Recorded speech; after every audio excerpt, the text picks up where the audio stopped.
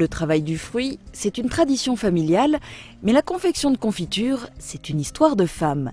Sophie Weimann baigne dans l'univers du fruit depuis sa naissance. Son grand-père et son père étaient distillateurs. Il y a 20 ans, sa mère a commencé à fabriquer des confitures au sein de la distillerie.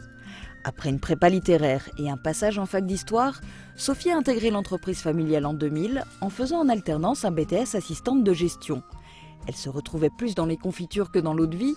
Elle a donc décidé de reprendre l'activité et de la développer dans les locaux de Châtenois. Alors moi, j'ai pas fait de formation spécifique pour la confiture. J'ai appris de ma maman, de ma grand-mère, les recettes, le principe, mais j'ai pas fait de formation particulière comme un pâtissier ou un restaurateur. J'ai appris sur le tas. Forte de ce savoir-faire, Sophie a repris depuis 5 ans l'activité de sa maman, Nicole de Belly, la fabrication de confitures artisanales. Elles sont 6 femmes à travailler dans les locaux de Châtenois où Sophie a décidé de s'installer en 2012. Elle a décidé d'investir dans l'achat de machines pour éplucher et dénoyauter les fruits. Mais la transformation se fait à la main.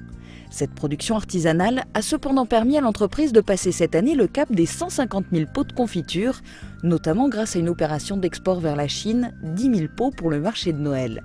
L'essentiel de la production reste destiné à une clientèle locale, des particuliers, mais aussi des hôtels et des boutiques du secteur.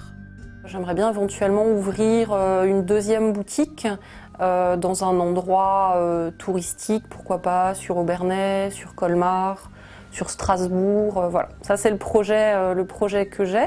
Situé sur la route du vin, son magasin bénéficie de l'attrait touristique de la région. Certains clients viennent aussi après avoir goûté ses confitures dans des hôtels ou après avoir découvert ses produits sur Internet. Sophie bénéficie aussi d'une clientèle d'habitués.